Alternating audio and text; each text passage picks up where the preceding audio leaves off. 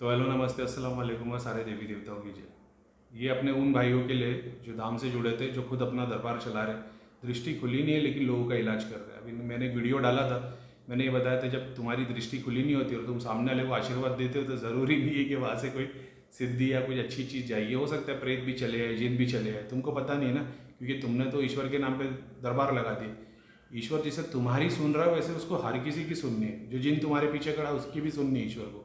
ठीक है। अब एक रेमेडी मैंने बताई कि बखूर की। ठीक है। तुमको नारियल हवन करने की ज़्यादा ज़रूरत है नहीं। तुम अमावस के दिन, पूर्णिमा के दिन ही एक बार कर दोगे, बहुत है वो। ठीक है। 10 ले लो, 20 ले लो, 100 ले लो, जैसा तुम्हारे का दिल करेगा, मगर इतने की ज़रूरत नहीं पड़ेगी। अगर तुम लोगों के इलाज के लिए काम कर रहे हो, ज़रूरी नहीं उसके लिए तुमको एक दरबार लगाना पड़े, तांत्रिक बनना पड़े, नहीं। लेकिन सर्टेन तुम्हारे को रिचुअल्स फॉलो करने पड़ेंगे जो डेली भी होंगे, वीकली भी होंगे, 15 दिन के भी होंगे, महीने के भी होंगे, 6 महीने के भी होंगे, साल के भी होंगे। ये मैंने पहले भी वीडियो में बताया। तो उस चीज़ को ध्यान में देके अगर तुम काम कर सकते हो तो ही कर पाओगे। अगर आप ये सोच रहे हो कि भैया हम हमारी सिद्धियों से काम कैसे लें, अपनी पास, तुम्हारे पास जितनी सिद्धि आई है, अगर तुम उससे खुद का काम करना चाह रहे हो कि मेरा घर आ जाए, मेरी गाड़ी आ जाए, मेरे पास में पैसा आ जाए, या मेरे बच्चे पास हो जाए, या बीमारी दूर हो जाए, या जो भी है, अफेक्ट तो तभी भी करेगा वो, लेकिन वो उस काम के लिए नहीं आई है तुम्हारे पास। एक बात को समझो, वो सारी सिद्धियाँ तुम्हारे पास क्यों आई है? क्योंकि उन्होंने तुम्हारे अंदर तुम भक्ति देखी है। उनको ये पता चल गया कि हम किसी डायमेंशन पे जाके रुक गए थे, हम उसके आगे बढ़ नहीं पाए। अब उनके पास में कोई ऐसी सोर्स आ गई है जो उनका उद्धार कर सकती है। अब अगर तुम मटेरियल डिज़ायर के बारे में सोचोगे तो वो तुम्हारे पास में उस काम के लिए नहीं आई है। वो तुमको सबसे पहले जो चीज़ देगी वो मटेरियल ही देगी, क्योंकि उसको पता है जब तक इसका घर का राशन नहीं भरेगा तब तक ये ध्यान नहीं करेगा। शक्तियाँ भी जानती है, तो पहले तुम्हारे को थोड़ा बहुत तो देती है, जिससे तुम्हारे थोड़े बहुत काम होने लग जाए। हो सकता है कि तुम 6 महीना, साल, जो भी हो, मतलब मकसद वो है कि वो भी पहले थोड़ा बहुत तो तुम्हारे को बिजनेस या कुछ ना कुछ सेटअप बना के देगी। उसके बाद ही तो तुम काम कर पाओगे। तो वो भी करके देती है। उसके बाद में फिर तुम कुत्ते की तरह खाली पैसे पैसा पैसा करके सब बोटी नोचने लग जाओगे तो वो भी सब चले जाएगा। और फिर क्या होगा, सारी सिद्धियाँ अड़ी आएगी और पूरे प्रेत तुम्हारे पीछे आके जमा हो जाएंगे।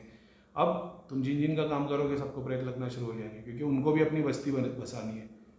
तो वो जब ईश्वर हटता है तो सब हट जाता है। तो ये चीज़ को ध्यान में रखना। अगर तुम ये सोच रहे हो कि भाई दरबार लगाएंगे और पैसा कमाएंगे और इससे सब कुछ होगा, कुछ नहीं होगा। तुम अपनी और 7 पीढ़ी बर्बाद करके लोगे। हिंदू धर्म के हिसाब से, ठीक है, पितृदोष ये एक ऐसी चीज़ है, ये जब आती है ना, तो पितृदोष में एग्जाम्पल के तौर पर, जैसे मेरे फादर के फादर, मेरे दादा ने दुनिया भर के लोगों को ठग के अगर पैसा कमाया है, ये सोच के कि भाई हम भी मज़े करेंगे, हमारी 7 पीढ़ी भी कमाएगी, तीसरी पीढ़ी के बाद में पूरा पैसा ख़त्म हो जाता है। तो आप बहुत बड़े बड़े ख़ानदान देखोगे जहाँ पे दादा परदादा के बाद बहुत पैसा था, लेकिन दूसरी तीसरी चौथी पीढ़ी के बाद आज की डेट में वो भिखारी हो गए, क्योंकि उन लोगों ने उस टाइप के काम किए थे। तो जो लोग ये सोचते हैं कि हमने करोड़ों रुपए कमा दिया और 100 करोड़ की प्रॉपर्टी बना दी और बाद में हमारे बच्चे बच्चे बच्चे सब खाएंगे, तीसरी पीढ़ी तक में सब खत्म हो जाएगा। तुम सोच रहे हो कि भाई हमारे पैसे आएंगे तो बेटी एक अच्छे घर में जाएगी, बेटी ऐसे घर में जाएगी जहाँ पे वो साल के 12 महीने रोती रहेगी। बेटा अच्छा कमाएगा, बेटा प्रॉपर्टी करेगा, वो साल ज़िंदगी भर परेशान रहेगा। और मटेरियल डिज़ायर में दोनों ऐसे अटक जाएंगे कि दोनों की मुक्ति नहीं होगी। तो ये भी एक सच्चाई है, इस बात को ध्यान में रखना। सेवा के तौर पे करते हो, ठीक है, तुम सेवा के तौर पे करो, तुम एक सर्टन फीस देखो। मेरे को इतना पता है कि तुम दरबार चला रहे हो तो तुमको पैसे तो चाहिए, बगैर पैसे के तो तुम काम कर नहीं पाओगे, जगह लगती है वगैरह लगते हैं। उस पर सर्टन फीस नहीं होनी चाहिए कि हमने इतने की क्रिया करा दी, 5,000 की है, 2,000 की। तुम फ्री रखो और फ्री में फिर बाद में तुम लोगों का इलाज करो। अगर अपनी पूर्ति करानी है तो, अगर पैसा कमाना है तो फिर यार पैसे कमाने के लिए तो तुम 100 चीज़ें कर सकते हो। तो मेरा उससे कोई लेना देना नहीं है, मैं उसके बारे में बताऊंगा भी नहीं। तुम ये सोच रहे हो कि भाई 5,000 क्यों, 50,000 फीस रख दो, 5 लाख रख दो, तुम जो चाहे फीस रख सकते हो। 5 लाख फीस रखने पे बस होगा ये कि सामने वाला तुम्हारे पास जब काम नहीं होगा तो तुम्हारा गला पकड़ने के लिए आ जाएगा, वो भी बात है। तो वो तुम्हारे ऊपर है, तुम पैसे के लिए काम कर रहे हो अगर, तो फिर अपना, मैं नहीं जानता हूँ काम कैसे किया जाए। अच्छा, मैं जानता हूँ, इसमें कोई टेक्निक नहीं, मगर वही बात है कि वो तुम्हारी पूर्ति नहीं होगी उससे। तुम ये चाह रहे हो कि हम मानव सेवा करें, लोक सेवा करें, इससे हमारे कर्म कटे, लोगों का भला और तुम्हारी आगे पूर्ति हो, तो वो फिर तुमको इस टेक्निक से ही काम करना पड़ेगा। फिर तुम एक दान पेटी रख दो और उस पर कोई फीस नहीं है। जो बंदे के लिए काम कर रहे हो चुपचाप आके वो उसमें डाल के जाए, वो ठीक है। अब पब्लिक भी साली इतनी कमी नहीं, होटल में जाके बैठेगा तो 5,000 का बिल बना देगा, मंदिर में कोई 501 से ज़्यादा डालता नहीं है। अब वो ठीक है, 11 रुपया 21 रुपया उन लोग डालते, तो पब्लिक भी ऐसी है, तो मैं जानता हूँ वो भी एक है। लेकिन भाई जो तरीका वही है, तरीका फिर वही है कि तुम फीस मत रखो, एक दान पेटी बना के रख दो, और जो भी आ रहा है वो अपनी मर्जी से जो डाल रहा है वो उसी तरीके से तुम्हारा उद्धार होगा। अब तुम सोचोगे कि भाई इतने सारे लोग आएंगे, इसके लिए इतना आह्वान करना पड़ेगा। जब इस तरीके से काम करोगे ना, जब तुम लोगों के लिए, लोगों से फिक्स पैसा नहीं लो, एग्जाम्पल रखो, दान पेटी रख दो, उनको बोलो जो अपनी श्रद्धा उसमें डाल दे। अब वो अगर एक महीने के अंदर तुम्हारे पास 1,000 रुपये भी आए ना, 1,000 में से तुम 100 रुपये का अगर दिया भी जला दोगे ना, वो हज़ारों के लिए काम होना शुरू हो जाएगा। समझ रहे हो? तो ये टेक्निक ये है। ऐसा नहीं है लाखों का हवन और करोड़ों का हवन। एक टाइम पे टेम्पो भर भर के हवन होते थे, आज की डेट में अच्छा हवन चालू हो गया, बहुत बहुत मुबारक हो सब लोगों को।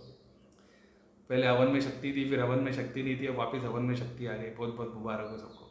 अच्छा है, भलाई हो, बस हवन चालू हो गया, बस उम्मीद है, अल्लाह से दुआ है जल्दी सारी शक्तियाँ भी आ जाए तो काम चालू हो जाए। ठीक है, तो एक ये चीज़ पे ध्यान रखो। अब दूसरा, डिपेंड करता है तुम किस लेवल पे काम कर रहे हो। अगर तुम ये सोच रहे हो कि नहीं भाई मेरे से बेताल नहीं कटेगा, मेरे से काली माता नहीं हट रही है, मेरे से चुड़ैल नहीं हट रही है, तो उसके लिए अलग अलग साधना करनी पड़ेगी। तुम अलग अलग साधना कर सकते हो, लेकिन एक बात याद रखना, रावण एक बहुत बड़ा एग्जाम्पल है, उसके पास कोई साधना की कमी नहीं थी।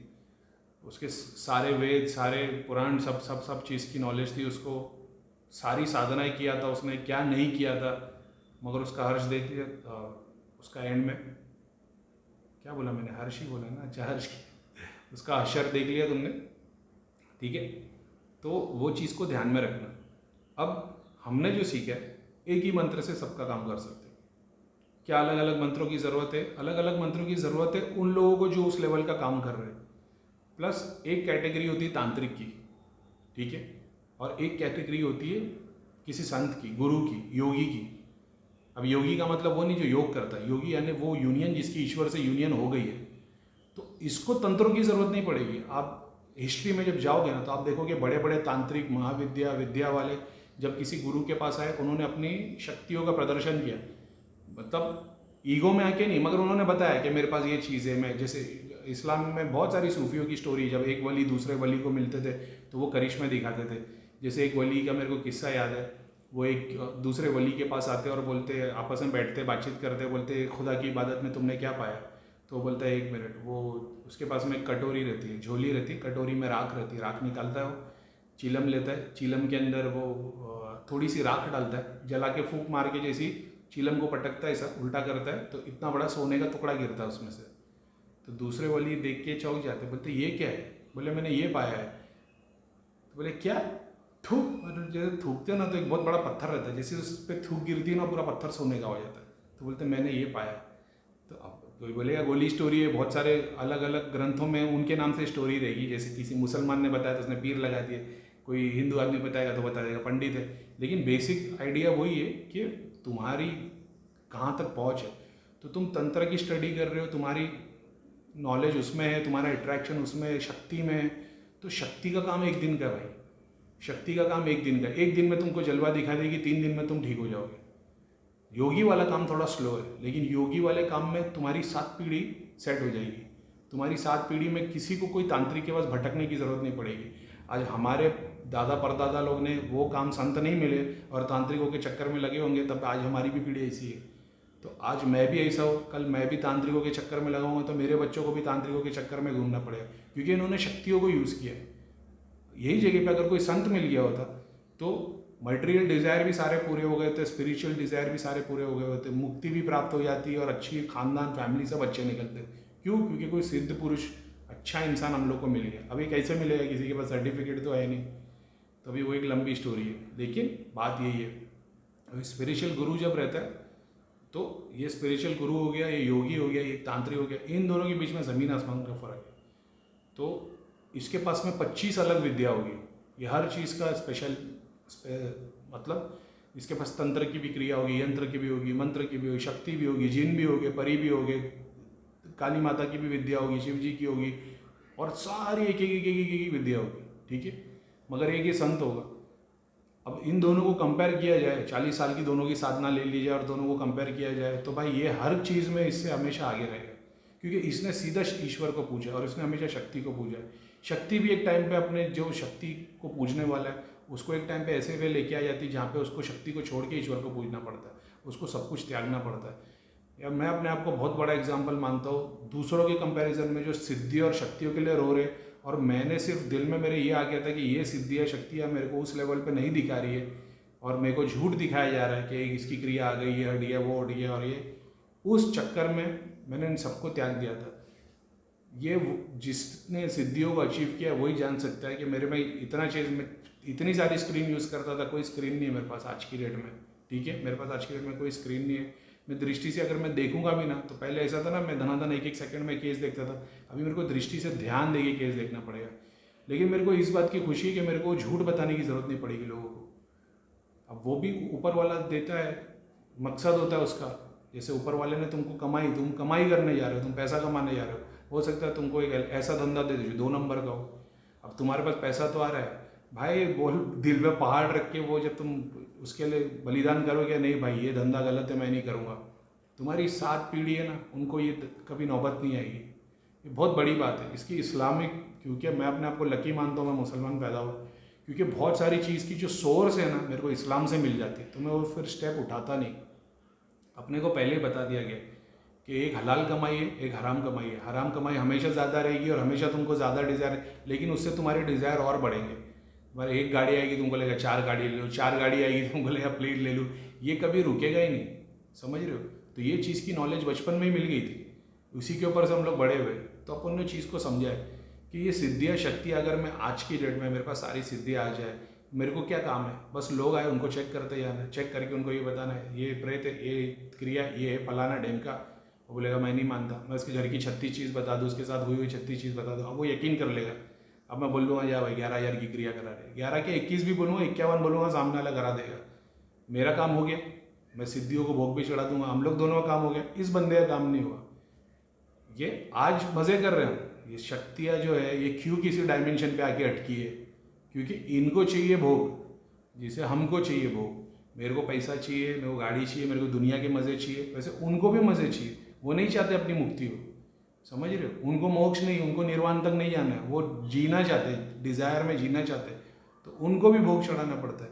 क्या हिंदू देवी देवता पीरों की भी सिद्धियाँ इसी, उनको चाहिए गोश्त चाहिए, गुलाब जामुन चाहिए, रसगुल्ला चाहिए, इतने सारे जीन है, सबके अलग अलग भोग है, काले वाले जीन है, ग्रीन जीन है, लाल कलर का, सबके, किसी को मछली पसंद है, किसी को काले मतलब कलर की चीज़ें पसंद है, जैसे मुर्गा, काला मुर्गा हो गया, चिमकादड़ हो गया, काला बकरा हो गया। एक कैटेगरी जिसको रसगुल्ले पसंद है, गुलाब जामुन पसंद है। अच्छा यार, किसी दिन तुम लोग को पता तो जिन्नात की क्या क्या कैटेगरी है, उसमें क्या क्या बनता है और कैसे कैसे उनकी रेसिपी उनको पसंद है, तो ऐसी भी कैटेगरी है। तो ये जिन दिखने में कैसे होते हैं, पीर जैसे दिखते हैं, सफ़ेद कलर के कपड़े में तस्वीर, मगर ये राइट में नहीं खड़े होते, ये लेफ्ट में खड़े होते हैं, ये बात याद रखना। राइट वाले को कोई भोग चढ़ाने की ज़रूरत नहीं पड़ती, ये लेफ्ट वालों के लिए भोग लगा। और भी बहुत सारी चीज़ें कॉम्प्लिकेटेड है, राइट वाले लोग को भी मिठाई लगती है प्रसाद के तौर पर, कोई गलत बात नहीं है, लेकिन ठीक है, तुम्हारे को मटेरियल डिज़ायर नेगेटिविटी का इलाज करना तो फिर वो वाले भी लगते हैं, ऐसा है। मतलब दोनों की कैटेगरी है। तो ये अपना ज़िंदगी मरने के बाद भी ये चाहते हैं मज़ा लेना, तो वो लोग उस लेवल का काम कर रहे हैं।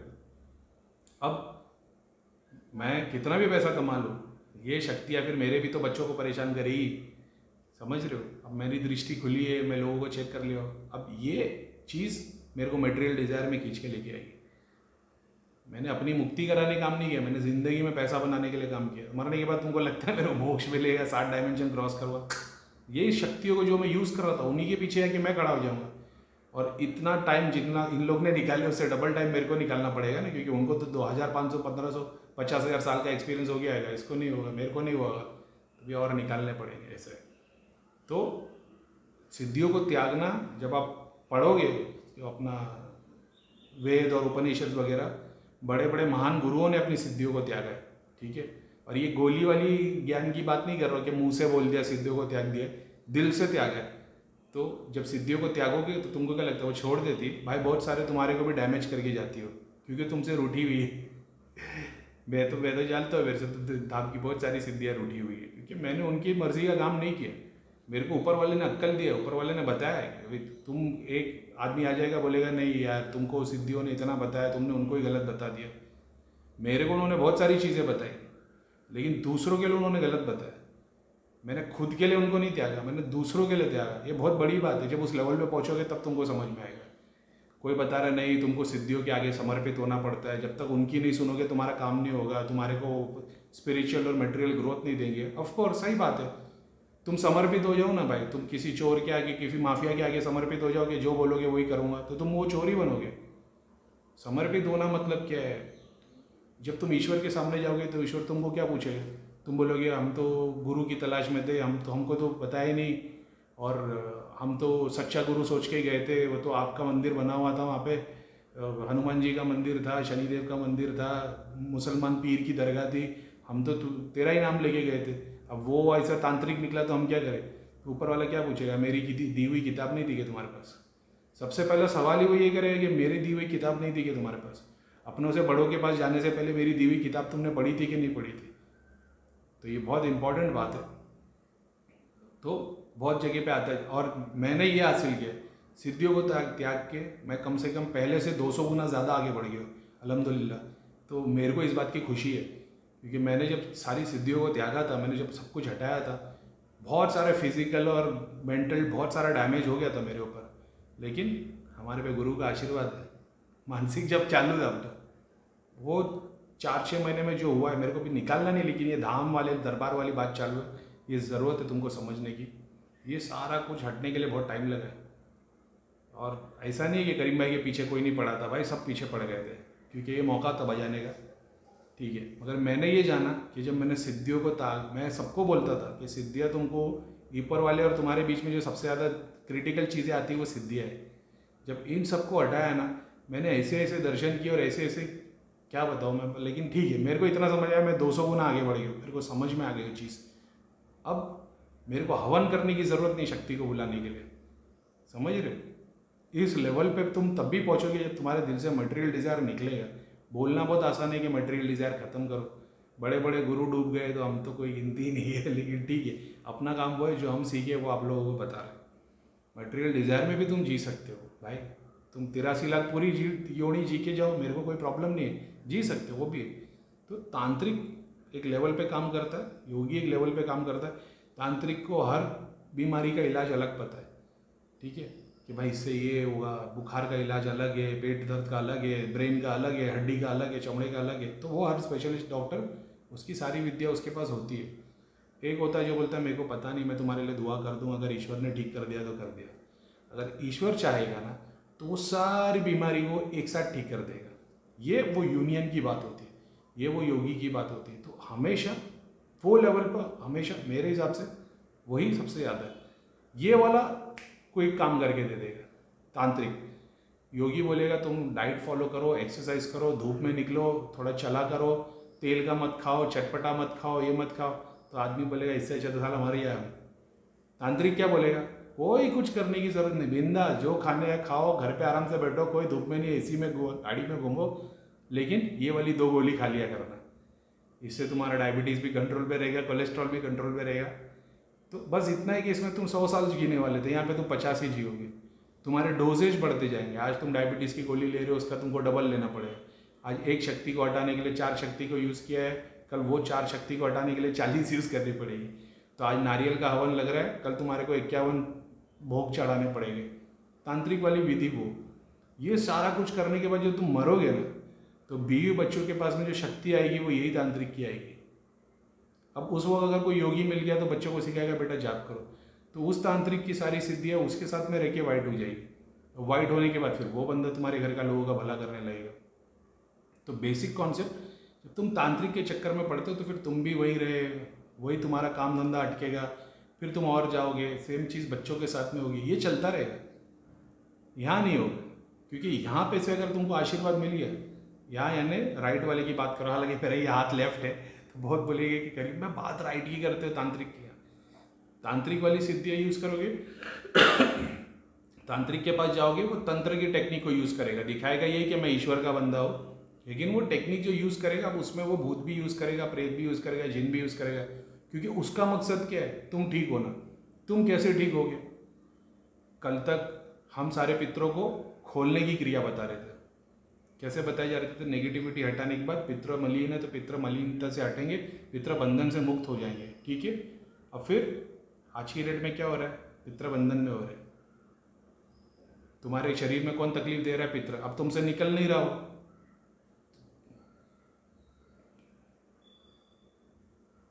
रियलिटी है। अब बोलूँगा तो गाली पड़ेगी, लेकिन ठीक है। बस वही बात है कि कल तक किसी की नेगेटिविटी आती थी, नेगेटिविटी निकलती थी, पितृ मलिन बंधन से मुक्त किए जाते थे, वो वाला प्रोसेस होता था। पितृ बंधन से मुक्त हो रहे नहीं। अब हमने देख लिया भाई, सामने वाले के शरीर में पितृ है, उसका प्रेत नहीं है, उसका पितृ है, 20 साल से निकला नहीं है। पितृ क्यों अंदर?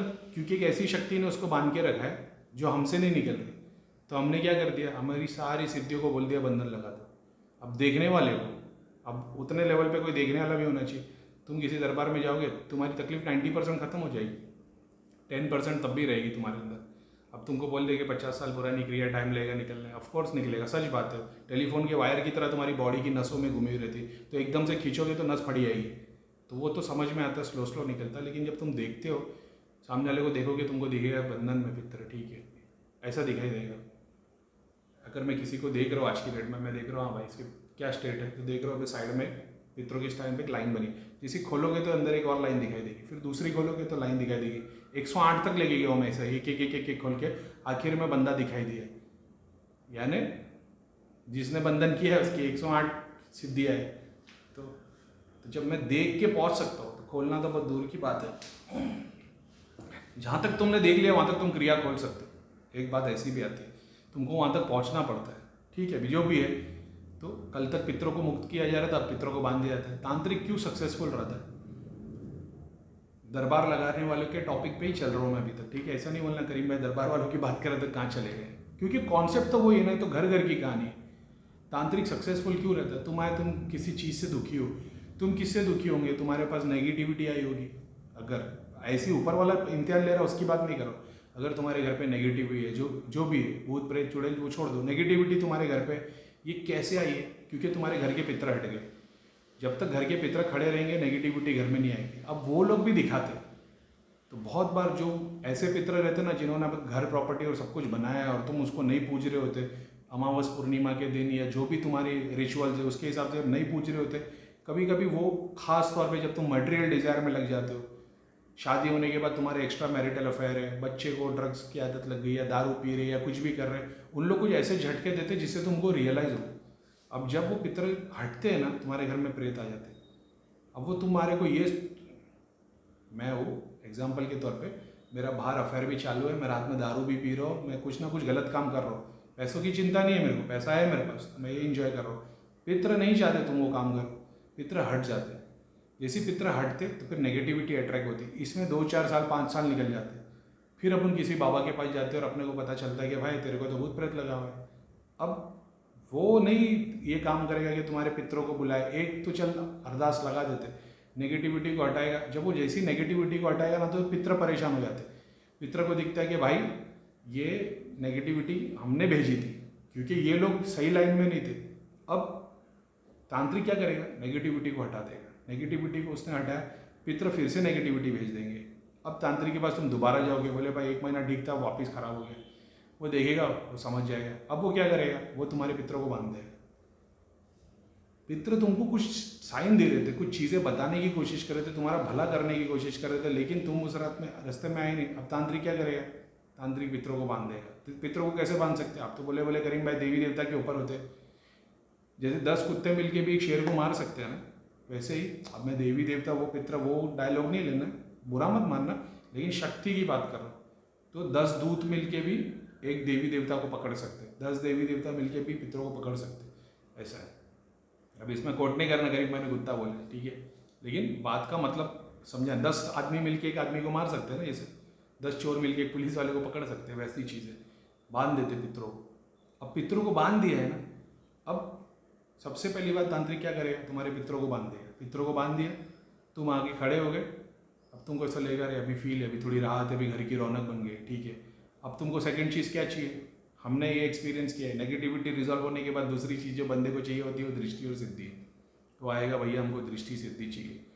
तुमको लगता है तुम्हारे पितर बंधन में होते, जब तक तुम्हारे पितर बंधन में थे, पितर का स्थान देवी देवता के ऊपर है। जब वो बंधन में नहीं थे तब तक ग्रेस था। अब बंधन में आ गए, पितर तुम्हारे बंधन में आ गए, अब तुमको चाहिए सिद्धि और दृष्टि। और करीम भाई ने बोले जो तुम्हारे राइट में लेफ्ट में आके खड़ी होती है वो असली देवी देवता नहीं होते, वो सिद्धि आती है। वो कैसे आई? तुम्हारे पितृ बंधन में स्पिरिचुअल प्रोग्रेस होगी नहीं। अब तुम जाओगे गुरु के पास, हमको सिद्धि चाहिए, दृष्टि चाहिए, गुरु देगा आशीर्वाद। आशीर्वाद में कौन से ईश्वर से कौन सी शक्तियाँ तुम्हारे बाजू में आएगी? और फिर आप सोचोगे कि हमारे पास में भाई हम जब से, जैसा मैं था, मैंने बताया ना, मैंने एक्सपीरियंस करके चीज़ें सीखी है, मैंने किताब पढ़ के नहीं सीखी है, मैंने जो एक्सपीरियंस किया वो सीखा। तो हमने क्या देखा, हमारे पास क्या आ गए, हमारे पास हनुमान जी की 8 सिद्धि आ गई, शिव जी की 15 आ गई, महाकाली के 8 रूप आ गए, और मेरे पास 200 सिद्धियाँ लाइन से खड़ी थी। लेकिन अगर मेरे पास में एक प्रेत आता तो सारी सिद्धियाँ साइड में हट जाती। तो मैंने ये बताया, ये सारी गोली सिद्धि है, तुमको एक चीज़ एक लेवल पे दिखाई जा रही है। जैसे तुम्हारे पास में एक प्रेत आता है, आज आप देख लो कितने सारे वीडियो बने हुए, इसके पास मसान की सिद्धि है, इसके पास फलानी है, इसके पास ये पीर है, वो है, फलाना ढेमका है, और एक प्रेत आता है और सब पीछे हट जाते। तुमने इतना कमज़ोर समझ रखा है क्या देवी देवताओं को?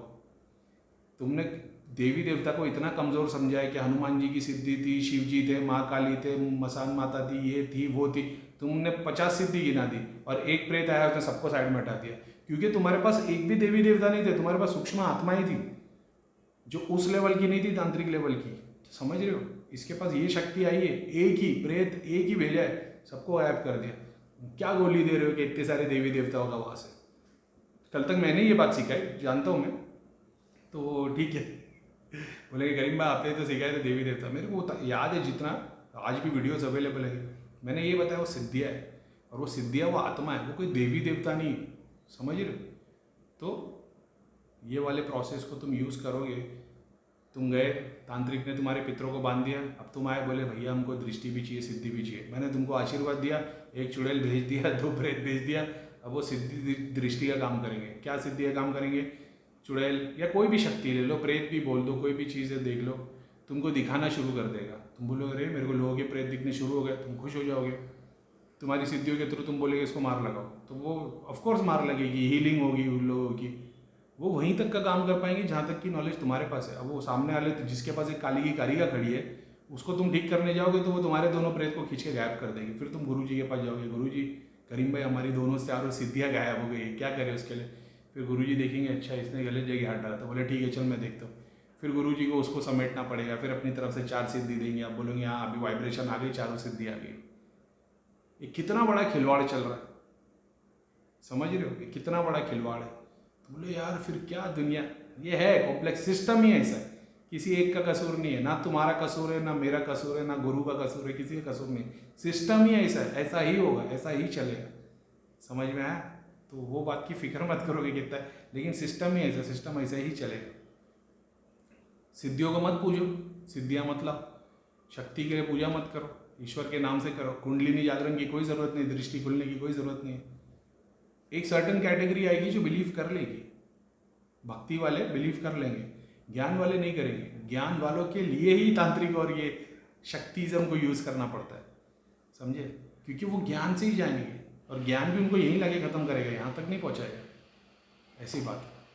तो बस वही है कि तुम गुरु के पास में गए, गुरु ने पहले सबसे पहले तुम्हारे पितर बांध दिए, पितर बांध के साइड में कर दिए। अब पितर बांधने के बाद में तुम्हारे को क्या है, तुम्हारे को रियलाइजेशन तो था नहीं, पितर होने नहीं होने से तुमको क्या फ़र्क पड़ता है? तुमको तो कभी पता ही नहीं था, स्पिरिचुअल प्रोग्रेस तुम्हारी नहीं होती थी, ठीक है।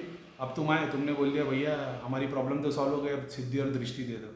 अब दृष्टि और सिद्धि के नाम पे तुम्हारे बाजू में 3 शक्ति आ गई। अब ये छोड़ दो राइट में आई, लेफ्ट में आई, भूत आए, के हो सकता है सही में देवी देवता भी आ गए, चलो ये मान लेते सही में देवी देवता आ गए। ये वही देवी देवता जो पितृ के कारण अंदर नहीं आ पा रहे थे, अब पितृ तुम्हारे बंधन में आ गए। ये देवी देवता वही सूक्ष्म शरीर है जो तुम्हारा है। जब तुम ईश्वर का नाम लेते हो, वही सूक्ष्म शरीर तुम्हारा उस देवी देवता का रूप ले लेता है। मरने के बाद में तुम्हारी आत्मा कहाँ रहेगी पता नहीं, लेकिन सूक्ष्म शरीर उन लोगों के बाजू में खड़ा रहेगा। अगर ज़िंदगी भर अच्छे काम किए तो उनके थ्रू तुम्हारी प्रोग्रेस हो जाएगी, अगर ज़िंदगी में कुछ आगे पीछे काम किए होंगे तो उनके पीछे रह जाओगे। तो बेसिक कॉन्सेप्ट वही है। मान लेते हम वो गए कि बोले गुरुजी पितृबंधन से हमारी प्रॉब्लम तो सॉल्व हो गई। हाँ भाई, देखने वाले ने देख लिया, इनके पितृ बांध दिए पुण्य, चलो ठीक है। अब सामने वाले बोले दृष्टि और सिद्धि चाहिए, सही में 2 सिद्धि आ गई, हनुमान जी की भेज दी, शिव जी की भेज दी, 2 पीर भेज दिए, दृष्टि भी वो खोलने में तुम्हारी मदद करेंगे। कोई गलत नहीं है इसमें, है वो सिद्धियाँ ही, वो एक आत्मा ही है, ठीक है, सूक्ष्म रूप ही है। जो लोगों को कल तक जैसे तुम्हारा सूक्ष्म रूप है, वैसा वही एक सूक्ष्म रूप ही है। अब तुम्हारी उससे प्रोग्रेस होनी है, तुम शक्ति में, अब तुमने भक्ति तो की नहीं, अब तुम्हारे पास एकदम से शक्ति आ गई, तो फिर तुम एक्सपेरिमेंट करना शुरू कर दोगे, देखोगे, केस में हाथ डालोगे और ये सब होना शुरू हो जाएगा। मरते दम तक जितनी भी क्रिया करोगे, हो सकता है तुमको एंड में सच्चा गुरु मिल जाए और रियलाइजेशन हो जाए। नहीं तो अगर तुमने शक्ति और खेल समझ लिया ना, तो तुम हो सकता है इसके बाहर निकल पाओ। अगर तुम शक्ति और खेल नहीं समझे और एंड तक तुम्हारे दिमाग में यही था कि नहीं भाई मेरे को मेरे लिए करना है, घर बार पैसा प्रॉपर्टी करना है, जो और बाद में शक्तियों से वही काम लेने, मरने के बाद तुम उसी शक्ति के पीछे खड़े दिखाई दोगे। अब जिन्होंने तुम्हारे पितरों को बांधा था वो पितर भी तुम्हारा बेड़ा गर्क करेंगे, क्योंकि तुमने बंधवाया ना उसको। अब वही पितृ बंधन में तुम भी प्रेत योनि में घूम रहे हो। अब तुम खुद अपने बच्चों पे तकलीफ देना शुरू कर दोगे। क्यों? क्योंकि तुम्हारा निवारण नहीं हुआ, तुम्हारी करनी की वजह से। अब वो बेचारा कोई बच्चा होगा, उसका ये बेड़ा गर्क होगा, उसके घर बर्बाद होंगे। क्यों? क्योंकि अब तो तुम्हारे को बचाने वाला भी कोई नहीं है, तुम्हारे पितृ बंधन में। अब ये तांत्रिक अगर मर जाता है और ये सारी शक्तियाँ घूम के निकल जाती है ब्रह्मांड में, उस लेवल पे कोई तुम्हारा बच्चा किसी गुरु के पास जाएगा और देखेगा, बोले तेरे पितृ बंधन में है यार, तेरे फादर की ऐसी ऐसी डेथ हुई थी क्या? तो बोले हाँ, वो तो लोगों के लिए गद्दी लगाते थे, काम भी करते थे। ठीक है, वेरी गुड। बोले यहाँ पे मेहनत लगने वाली। और फिर तुम्हारे पितरों को खोला जाएगा। अब पितरों को खोलने के लिए वो सारे बंधन जितने किए होंगे ना, उस तांत्रिक ने जितनी शक्तियों को यूज़ किया होगा, वो सारी शक्तियों की सिद्धियाँ होनी चाहिए बंधन खोलने को। या तो योगी टाइप बंदा होना चाहिए जो बस ईश्वर से प्रे करे, एक ही साथ में सारी शक्तियाँ खुल के साइड में हो जाएगी। क्योंकि ईश्वर को काम कराने के लिए सिद्धियों की जरूरत नहीं, ईश्वर ऐसे ही काम कर देगा। सारी सिद्धि विद्धि सब बढ़ जाएगी। फिर तुमको दिखाई देंगे तुम्हारे पुत्र, वो दिखाई देंगे अच्छे कपड़े में, साफ है, तुमको आशीर्वाद है। फिर तुम्हारा प्रोग्रेस होना शुरू हो जाएगा। कैसे प्रोग्रेस होगा? एकदम फास्ट बिजनेस में प्रोग्रेस होना शुरू हो जाएगी। जहाँ हाथ डालोगे वहाँ पैसा आना शुरू हो जाएगा। जिस मतलब मिट्टी में भी हाथ डालोगे तो सोना मिल जाएगा। घर में कलेश नहीं होगा। जो तुम्हारी आईब्रो दिन भर ऐसी रहती होगी ना, वो ऐसी नहीं रहेगी, वो शांत रहेगी। घर में कलेश बंद हो जाएगा। बच्चों से अपने आप प्यार आने लग जाएगा। बीवी से अपने आप प्यार आने लग जाएगा। ये सब प्रोग्रेस होना बहुत फास्ट शुरू हो जाएगी। वो एक आशीर्वाद से। जो बड़े बड़े गुरु रह गए ना, आशाराम बापू उसमें से एक बहुत बड़ा एग्जाम्पल है। आशीर्वाद से लोगों का काम हो गया। अब लोगों के लिए अलग अलग विधियाँ भी बताई है उन्होंने, मना नहीं कर रहा हूँ मैं, लेकिन वो अलग केस थे। नेगेटिविटी पितर वाले जो भी थे वो थे, लेकिन ऐसा भी एक प्रोसेस है। अब आप आए हो करीम भाई घर, मेरे को हाजरी आती है, मेरे में प्रेत है, मेरे को दर्द होता है, तुम आए उसके निवारण के लिए, मैंने एक जिन भेज दिया, सब कुछ दबा के रख दिया। अब तुम्हारी वो प्रॉब्लम तो सॉल्व हो गई ना। तुम किस लिए आए थे? तुम मेरे पास मोक्ष प्राप्ति करने नहीं आए थे। तुम आए थे कि वरी में हमारी प्रॉब्लम है नेगेटिविटी वाली, उसको सॉल्व कर दो। बस मैंने एक जिन डाल दिया, तुम्हारी नेगेटिविटी गई, तुम्हारे दर्द गायब हो गए, तुम्हारे को नेगेटिविटी गायब हो गई। अब तुम्हारे लिए भला है, तुम मेरे को दुआ दोगे करीब भाई आप ही हमारे भगवान है। अरे भाई तुमको पता नहीं कौन से भगवान को यूज़ किया मैंने। अब सेकंड स्टेज में आप आओगे, हमको भी काम करना, दृष्टि चाहिए, सिद्धि चाहिए। दो आशीर्वाद और दिए, दो शक्ति, एक पिशाचनी भी आ गई, डाकिनी भी आ गई, और बढ़िया दिखाएगी वो। तो तुम्हारा तो काम हो गया ना। तुमको जो चाहिए था एंड में, तो जो चाहिए था मटेरियल ही चाहिए था ना तुमको। अब तुम दरबार लगा रहे हो, शक्ति कर रहे हो, क्या रोज़ ध्यान कर रहे हो, जप कर रहे हो? क्योंकि जो शक्तियाँ मैंने तुम्हारे पास भेजी है, वो शक्तियाँ तुम्हारे को पैसा कमा के देने के लिए नहीं आई, वो तुम्हारी स्पिरिचुअल प्रोग्रेस के लिए। वो स्पिरिचुअल प्रोग्रेस आएगी भक्ति से, जाप से, पूजा से, नमाज से। तो जब तुम वो करना शुरू करोगे, ये भी वाइट होना शुरू हो जाएगी, तुम्हारी भी वाइट होगी, और तुम अपने आप एक चक्र के डायमेंशन क्रॉस करते हुए आगे निकल जाओगे। क्योंकि तुमने बेसिकली लोगों के काम करके पैसा हटने के लिए काम नहीं किया, तुमने खुद की स्पिरिचुअल प्रोग्रेस के लिए काम किया। तो यही शक्ति जब तुम्हारे पास आए और तुमने ध्यान किया, जप किया, मानसिक जप किया, नमाज पढ़ी, कुरान पढ़ी, पूजा की, ये वाइट होके तुम्हारे साथ आत्मा आगे बढ़ेगी। और ये जब आगे बढ़ेगी तो तुम घर के पावरफुल पितर बन के दिखाओगे। और वो पावरफुल पितर फिर बाद में वो ईश्वर चाहेगा तो अगर तुम नीचे तुम्हारी कुत्ते जैसी औलाद पैदा हुई जो तुम्हारा लाभ बेड़ा गलत करेगी, तो फिर तुम्हारे को फिर कोई तांत्रिक के पास तो बच्चे जाएगा, बांध दिया जाएगा, लेकिन कम से कम तुम्हारी मुक्ति तो होगी। तो ये जो सिद्धि आई है, ये अपने खुद का निवारण करने और तुम्हारे लिए आई है। एक दूसरे की मदद करके आगे निकलेंगे। हमने सोच लिया नहीं आई है तो अभी हम चमत्कार करके दिखाएंगे।